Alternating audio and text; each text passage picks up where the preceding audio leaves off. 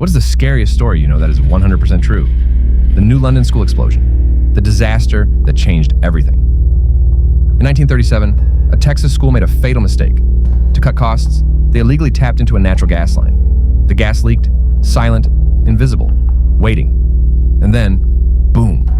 The school erupted into fire and rubble, killing nearly 300 children and teachers in one of the deadliest school disasters in history. Most people have never heard of it. But this is the reason natural gas is scented today, to make sure we never repeat this mistake.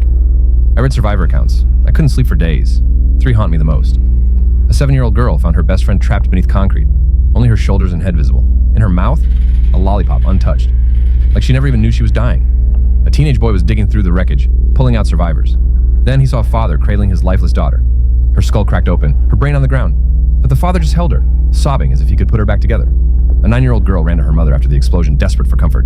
But her mother just shook her head, panicked. "You're not my daughter."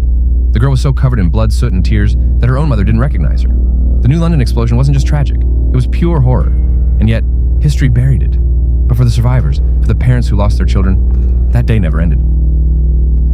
I would call it creepy more than scary. But my mom's friend had a small house and lived alone. She noticed weird things. A batch of soup depleting faster than usual, missing eggs, damp towels in the hamper when she hadn't used any, extra dishes in the dishwasher, etc. This went on for months. She thought she was just being forgetful. One day she heard some thumping around in her attic and went to investigate. She found some makeshift living quarters, small radio, hot plate, sleeping bag, pillow, food wrappers, etc. She called the cops who came to keep an eye on the place. They ended up catching a homeless man climbing a tree, trying to sneak into her attic window. He had been doing this almost daily. He would wait for her to go to work, then go downstairs and help himself to food and amenities. The funny part about this story is they got to know each other throughout the ordeal, and the guy was actually very respectful, just down on his luck. She didn't press charges. Instead, let him move in, helped him get a job, and he lived in the attic until he got back on his feet.